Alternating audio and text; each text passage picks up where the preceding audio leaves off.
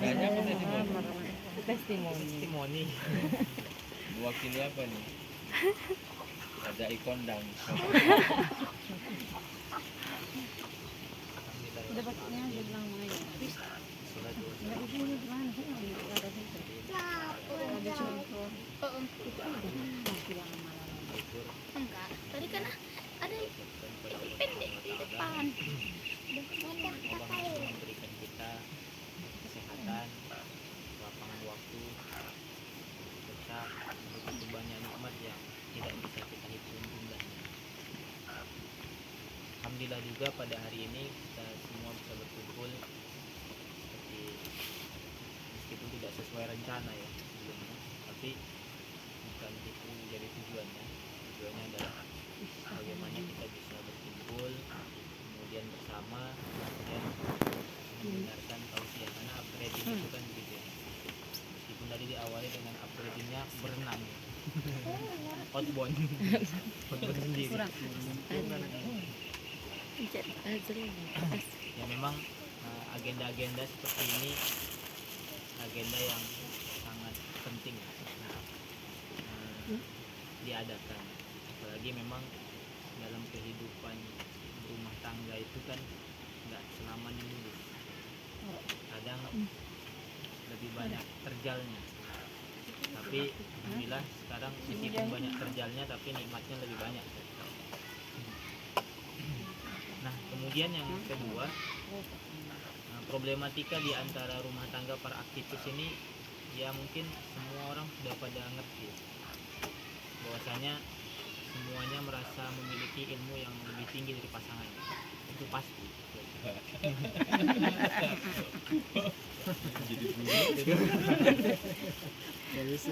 Iya.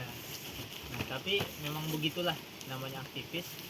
Nah, dia selalu melakukan proses berpikir yang dalam, ihsas. Tapi sebenarnya jika ihsasnya benar, nah tentu keluarga itu pasti sakinah mawaddah warahmah. Jika ihsasnya benar. Tapi ternyata ya ihsas itu, nah setan itu tidak tinggal diam. Ketika seorang sudah punya ihsas, dia sudah memahami bagaimana proses berpikir yang benar. Nah, bagaimana kemudian suratul badihah yang benar pula, berpikir yang cepat pula. Nah, jika sekiranya dia ihsas suratul badihahnya itu diamalkan dalam berumah tangga, tentu nggak ada yang namanya keluarga bercerai. Seharusnya begitu, ya seharusnya. Idealnya begitu. Ya meskipun kalau pertengkaran dan berumah tangga itu kan biasa. Rasulullah SAW saja pernah mentalak istrinya, bahkan bertanya kepada seluruh istri ini sekarang mau apa? Apakah kalian milih harta atau Allah dan Rasulnya? Sampai Allah sendiri yang berfirman kepada istri-istri mereka itu. Nah, hingga kemudian Aisyah memilih Rasulullah SAW. Nah, tapi Aisyah bilang, ya Nabi, aku memilihmu, tapi jangan bilang sama yang lain kalau aku memilihmu. Nah, harapan Aisyah itu supaya yang lainnya memilih dunia. Jadi tinggal Aisyah lah istrinya Rasulullah SAW. Nah, ini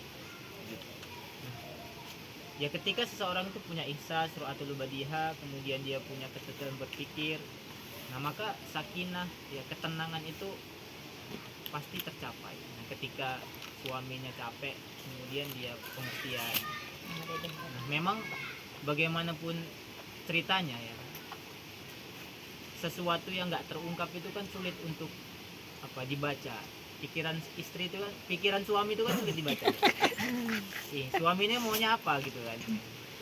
Nah tapi sebenarnya, nah kita kan sudah katakan kepada istri ya kan, bahwasanya keinginan suami itu cuma dua saja ya kan? Tiga kalau Ustaz Irwan. Oh tiga, saya tiga ya. Penasaran pasti. Gantian. Versi Dawi dulu, versi Ustaz Irwan. Mana tahu ya kan Abu Ghaffi nambahin yang 4.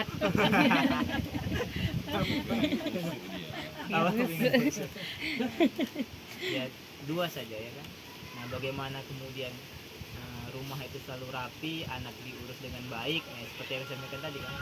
Kemudian yang kedua kalau kata Bang Sul tadi ya sering buat cemilan. Itu kayaknya itu saja. Berarti 3 lah. Oh 3 ya. Sama cemilan. Cemilan ya. Oh, mantap sabar. Mantap. Nah ini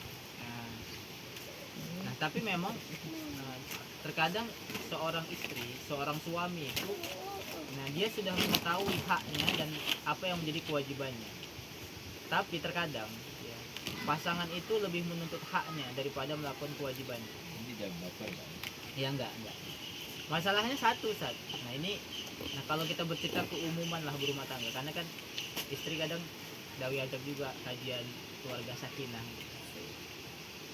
Yang terakhir apa? Banyak banyak nih. Hah? Bulan Januari. 13 lagi siapa? Isnadi Rai. Siapa? Iya. Isnadi Argazi. Dulu rame makanya saya dengar. Dulu 5. Oh, 5. Sri Cahyo Wahyuni. Iwan Said Batu Bara 6. Maaf nih Pak, sudah kita meja aja. Iya. Saya banyak. Lanjut, maaf. Ini ya testimoni panjang sih kita. Nah, padahal ketika seseorang mendengarkan tausiah misalkan, ada kewajiban, ada hak, ada kewajiban. Nah, kalau kita lihat bahwasanya nah ini yang beredar lah di masyarakat bahwasanya bahkan menyiapkan makanan itu katanya tugas suami, kewajiban suami. Di suami itu menyediakan sandang, pangan, papan. Itu apa? Bahkan salah satu ustadz yang radikal, mendasar lah gitu ya, bukan radikalisme ya. Nah, menyusui anak itu juga ya, kewajiban suami. Buktinya adalah, nah ini radikal ya, buktinya adalah ketika Abdul Muthalib itu mencarikan ibu susu bagi Nabi Sallallahu Alaihi Wasallam. Nah, apakah kemudian Aminah tidak punya susu sama sekali kan ibaratnya gitu? Tapi dicarikan ibu susunya karena itu tanggung jawab pengasuhan kepada atuknya, kepada ini kira-kira begitu. Itu radikal. Akhirnya kebanyakan istri itu menuntut haknya. Nah, ketika suaminya capek di rumah, dia menuntut agar dia membagi waktu untuk gendong-gendong anaknya. Kemudian ketika gak ada makanan di rumah, dia menuntut suaminya lah yang membelikan di luar. Atau misalnya ketika gas habis, dia nunggu suaminya itu karena dia ingin dilayani suaminya katanya. Misalnya seperti itu, sampai seperti itu. Nah, sedangkan suami sibuk dengan menuntut ilmu misalnya. Nah, suami sibuk bekerja, akhirnya punya kecemburuan ketika istri merasa haknya nggak dipenuhi, sedangkan suami merasa haknya nggak dipenuhi. Ini terjadi di mana-mana begitu. Nah, ketika hak itu, padahal Abu Ya Said Alawi Al-Maliki Al-Hasani rahimahullah itu ya, menambah satu ilmu bagi kita adalah hikmah. Dalam kitab Adabul Islam fi Adabil Usrah, itu beliau menjelaskan cukup panjang lebar tentang hikmah itu sendiri. Beliau mengatakan benar bahwasanya seluruh sandang, pangan, papan itu kewajiban ya, suami kepada istri, kepada anak-anak. Tapi ada hikmah ya, pelayanan ya. Yang pelayanan itulah yang menyebabkan istri itu bisa masuk surga. Nah, bahkan beliau katakan begini, ini nah mungkin beliau bukan aktivis gerakan ya, mungkin ya. Oke, kita ambil sisi positifnya. Ketika seorang suami cukup di rumah saja, kemudian dia layani suaminya tanpa dia pergi kemanapun, tanpa dia berdakwah sekalipun, kemudian ketika dia wafat, maka suaminya bilang, sungguh selama aku hidup dengan dia tidak pernah kurasakan aku kecewa dengan, maka itu wajib masuk surga, wajib, dan itu tidak ada alasan Allah tidak memasukkan surga kepada diri. Ini tentang hikmah itu sendiri. Nah ternyata kalau kita lihat dari kehidupan aktivis ini, ketika kita menasihati istri, nggak seluruhnya apa yang kita sampaikan itu langsung ya pasti ada tadi saat siraul fikr itu terjadi ternyata ya, dalam kehidupan di rumah tangga. Jadi pergolakan pemikiran itu bukan hanya ketika kita melawan pemikiran barat ternyata. Nah, tapi ternyata dalam rumah tangga pun seperti itu. Padahal ada seorang kawan yang cerai gitu. Kemudian baru menikah 6 bulan cerai. Nah gambarnya begitu. Jadi istrinya itu ya hanya sibuk dakwah saja, sedangkan suaminya juga sibuk dakwah. Jadi suaminya bilang kalau aku nggak berdakwah Nah ini kemana mau masuk surga? Sedangkan istrinya juga mengatakan nah, akhirnya ada pertarungan pemikiran di dalam. Nah pertanyaannya testimoni adalah bahwasanya momentum seperti ini adalah sesuatu yang penting untuk saling mengingatkan bahwasanya kita semua ini betul-betul harus bisa saling mengalah, saling memaafkan. Kemudian kita juga tujuan jangka pendeknya adalah sakinah mawaddah warohmah. Nah tentu sakinah itu kan terwujud ketika hak dan kewajiban itu terpenuhi. Nah, ketika istri mendapatkan hak, ketika suami mendapatkan haknya, dan ketika suami memberikan kewajibannya kepada istri. Nah, ini sesuatu ketika telah tercapai maka sakinah itu akan terwujud, ketenangan. Nah, tambah ini tadi apa? Sukun ya. Sukun itu apa? Buah. Gerak sukun. Harus sukun. Sarokah. Mabeni. Sarokah. Makanya Tanda mate. dia buat sukunnya Digoreng. Digoreng dan makan. Suun tuh suun. Ini Lanjut lanjut. tentang itulah. Nah ternyata memang nasihat-nasihat seperti ini ya Dawi rasakan akhir-akhir ini ketika kemarin Miji itu sakit misalnya. Nah selama ini memang Dawi orang yang cinta ilmu, bahkan dari mulai pagi sampai malam Dawi tahan cuma ngadapi kitab aja. Apalagi datang kitab baru Dawi tahan tidur jam 2 malam, tahan Dawi. Nah kalau lihat jadwal Dawi misalnya, kalau bicara ngisi halakoh malam Senin, ngisi halakoh malam Selasa, itulah ngaji, Nanti kemudian diperbaikin ya. malam Rabu ngisi halakoh, malam Kamis halakoh, malam Jumat wiridan, nah kemudian malam Sabtu rapat, ya, malam Minggu ada agenda. Nah ini Minggu jangan tanya lagi, nah, ini penuh ya. Bahkan setiap pagi, nah ini setiap pagi inilah setiap subuh karena Dawi kuliah di Ma'had Qadim Sunnah kan setiap subuh tuh, dari mulai jam 5.15 sampai jam 7 kurang 15. Nah ini nggak pernah merasa gitu bahwasanya ternyata dengan hal itu ada hak anak yang Dawi abaikan, dan itu nggak pernah Dawi rasakan. Nah selain daripada ketika Miji itu sakit, nah ketika dia sakit, nah kemudian Dawi rasakan dia jalannya agak lebih lama, kemudian kosakatanya juga lebih lama. Dawi rasakan begitu, karena sebelum sakit itu dia udah keluar kata-kata, udah bisa manggil abang, udah babang itu udah keluar, babang, mi udah bisa. Tapi ketika sakit itu memang Dawi rasain ya, pas sakit itu pun Dawi sempat keluar pulang malam, karena Dawi pagi itu kan siap HS, kemudian siap HS sampai rumah jam 1, dari siang jam 3 Dawi pergi lagi sampai maghrib, siap maghrib Dawi ke masjid, siap bisa Dawi ngisi naksir sampai jam 11 malam. Nah besok paginya Dawi ngaji lagi, besok hari Minggu begitu. Nah jadi ketika nggak pernah terpikir, nah, kemudian Ustaz Irwan PA ya. Nah, kayaknya kamu yang nah, kurang interaksi dengan anak. Nah sampai situ Dawi berpikir ketika malam hari. Nah kemudian Dawi cari, karena di rumah itu karena jualan buku, jadi buku itu banyak. Pokoknya orang bilang buku ini Dawi pasti punya. Banyak, nah, memang nggak sebanyak Ustaz Irwan lah beli bukunya kan. Tapi banyak. Kemudian Dawi baca satu buku yang menyentuh. Nah ini berangkat dari nasihat Ustaz Irwan tadi. Kamu itu sepertinya kurang waktu dengan keluarga. Dawi cari buku Ustaz Fauzil Adib ya. Apa? Saat berharga bersama anak itu. Kemudian Dawi baca tentang waktu kepada anak. Nah sampai kemudian Dawi ingat kata-kata Ustaz Irwan tadi. Nah kemudian memang sebelum itu pun Dawi kalau baca buku itu pasti nangis. Nah ketika ditambah seperti itu ya Dawi memang orangnya mudah nangis kan. Kalau ya.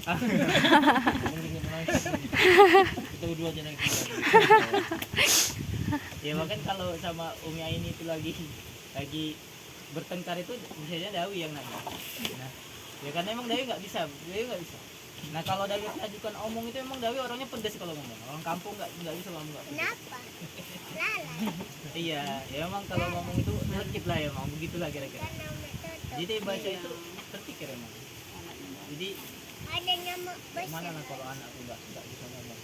Ya, kadang begitu. Sampai kemudian besok paginya dapat kabar di Ma'had itu ada daurah mutamimah haji rumiah seminggu. Ya kan? Baru bilang sama istri, ini kayaknya memang karena Abi yang nggak memisahkan waktu. Kebetulan baru ujian gitu kan. Ternyata seminggu itu ada daurah haji.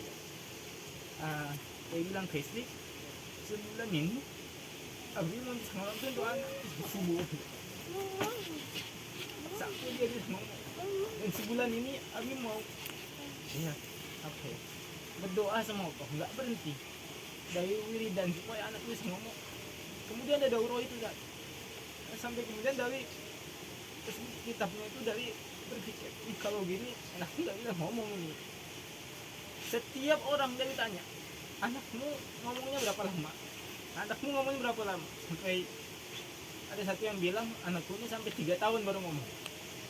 Kemudian besoknya Sudirwan nelfon lagi, bilang itu lagi. Nah, antum kayaknya jarang interaksi dengan anak. Minta tolong jangan antum gitu. Kemudian dari teringat lagi. Jadi selama seminggu itu, nah, ketika mulai daurah baru 15 menit lah. Kemudian anak nangis. Nah, di situ setelah sakit itu memang Dawi kan ada waktunya 2 minggu itu memang udah mulai dekat. Asal dia nangis dia turun dari tempat duduk. Kemudian Dawi nggak pernah melanjutkan daurah itu.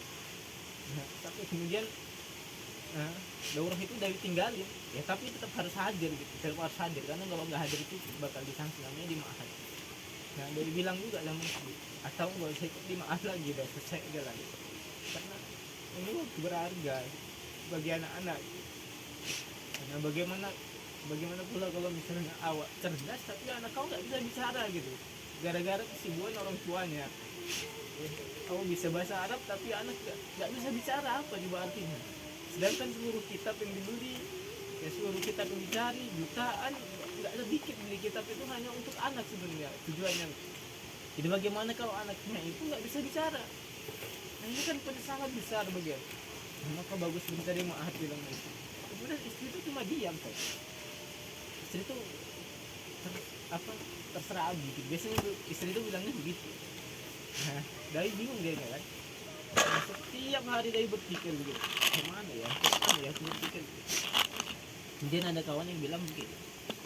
Nah, Dai ya sudah antum jadikan Ma'had ini. Nah, antum belajarnya ya apa yang antum dapat aja gitu. Nah, antum cari dari luar yang online yang nggak butuh waktu, yang nggak menghabiskan waktu setiap subuh. Nah, karena memang dari mulai jam 5.15 sampai jam 7:15 itu kan habis. Sampai jam 12 kan kita udah siap-siap kerja. Jadi kerja, ya, hari Senin itu dari belajar bahasa Arab sampai hari maghrib, pulang isya, siap isya kemudian nanti isya rokok, sampai jam 11 malam anak udah tidur semua. Besok pagi berulang lagi di Ma'had lagi. Jadi memang waktu itu saya rasakan memang nggak ada sedikit pun untuk anak itu. Nah ini hal-hal seperti ini memang perlu untuk kita renungkan. Nah kadang sampai terpikir begitu. Apalagi beberapa waktu ini kan setelah Khoir misalnya, setelah anaknya Andika gitu, ini terngiang gitu. Nah, aku harus kasih gitu kan. Masukkan lah nanti jatuh. Oke, Nah, padahal Ya udah, anak itu tunggu kan ya, genggaman tunggu. Allah. aku udah cocok. Nah, kemudian dengan itu Ya biar dari aku memang pulang. galau ya, galau. Nah, dari bingung ya kan, kemudian dari buka kitab yang Tuh, ya udah nggak apa-apa. Tutup pintunya. Nah, bagaimana Kamu udah pipis, kamu udah pipis celana. keutamaan bagi orang yang anaknya meninggal sebelum dewasa itu ada. Nah, bahkan ada seorang salafus salih ketika anaknya meninggal sebelum dewasa itu dia pergi ke kuburan anaknya. Nah, kemudian dia hentakkan kakinya, kemudian dia berdoa. Maka dia membaca hadis Nabi bahwasanya nggak ada yang paling dikabulkan Allah doa ya seseorang yang anaknya itu meninggal sebelum dewasa. Kemudian dia menyadari bahwasanya ini semua punya Allah. Anak bisa baca Quran, ya anak bisa hafal Quran, itu semuanya kehendak Allah, bukan kemudian kemampuan kita. Kita hanya memberikan kewajiban kita untuk mendidik anak. Nah maka momen-momen seperti ini momen-momen yang sangat berharga bagi kita orang tua ya kan. Ya, meskipun kami cuma Bang Indra, Bang Sarul ya kan, kemudian Bang Zul yang mulia, Nah ini momen-momen seperti ini momen yang berharga buat kita. Mungkin ini di nanti-nanti untuk tahun depan juga bakal kita nanti.